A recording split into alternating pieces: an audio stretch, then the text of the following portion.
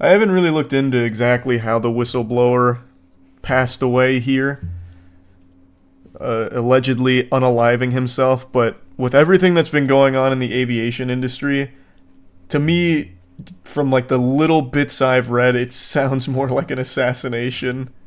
This is scary shit, man. I'm telling you. Planes are the devil. I've been saying it since I was a child. And you called me crazy. There's some stoner. The membership wander. And no, I have not. Tin Finger. I don't know who that is. Oh, wait, yes, I have. That's Joe Rogan guest.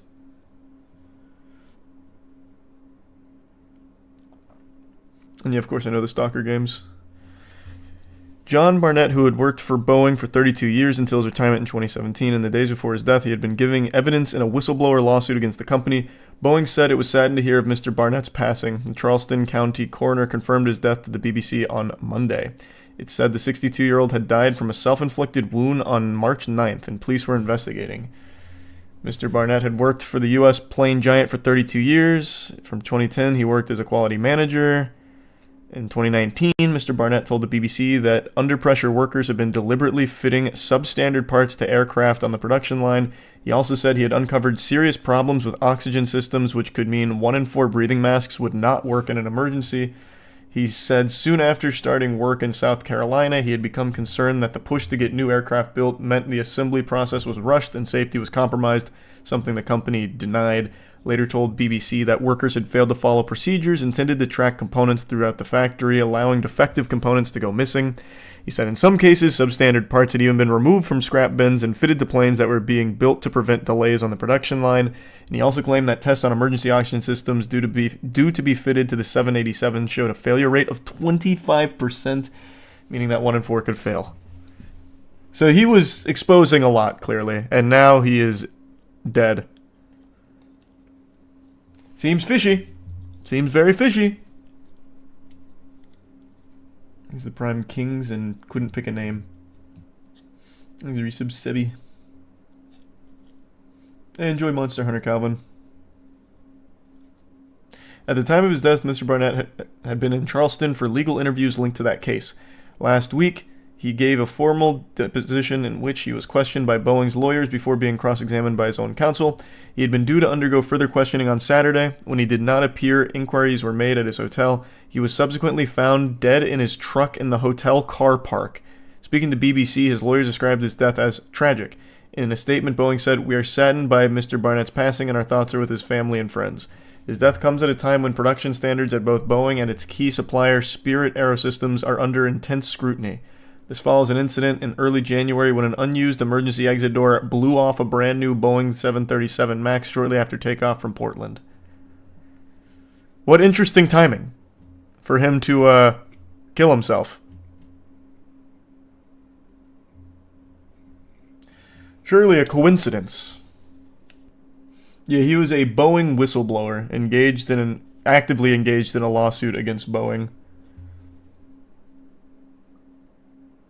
Same guy who got Epstein. Yeah, maybe they just used the same person.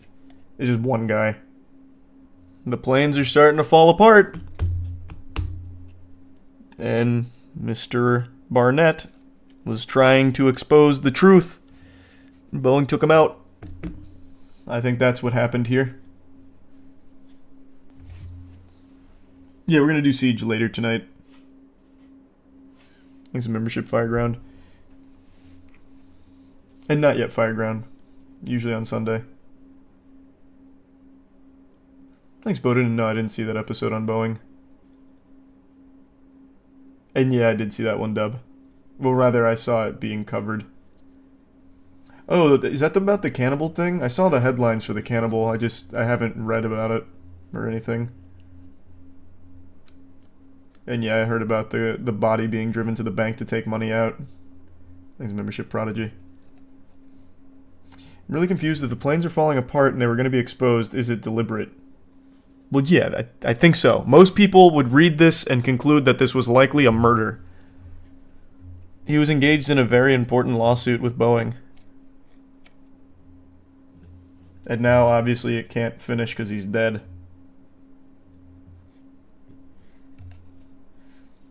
And yeah, I'm getting bits and pieces of it, Cake. It's just a lot. Government cover-up tier list win. Not a bad idea.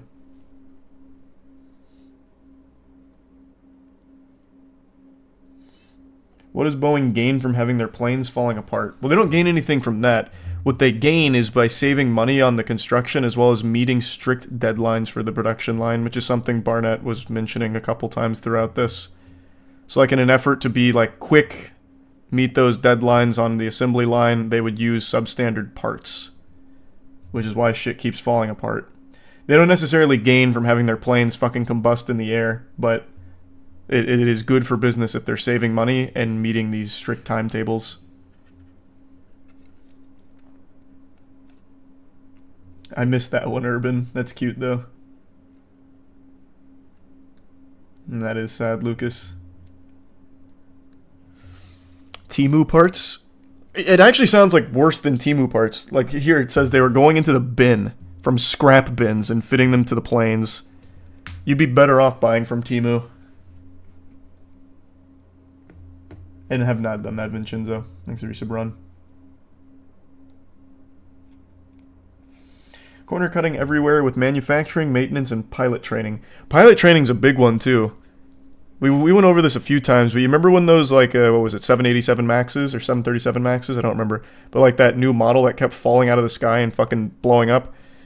That was because they changed something and never educated the pilots on it. So what would happen is, like, the system would put it into a fucking nosedive. And they couldn't correct it. Thanks a Prime Rose.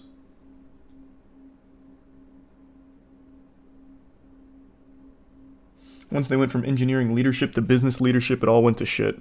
Well, that's the way of things, unfortunately. That was called the MCAS system. Yep, that's the one. Or, no, wasn't it MCAT? Or am I misremembering? How about, we'll just look it up.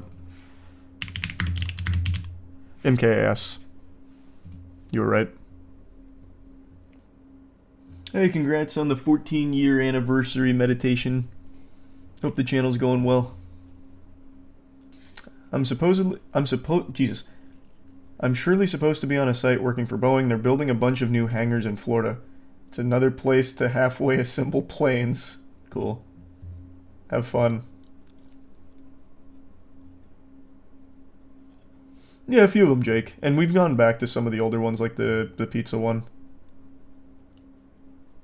You should check out Suno AI. It's so crazy, the quality of the songs it makes. That's the second time I've heard about that.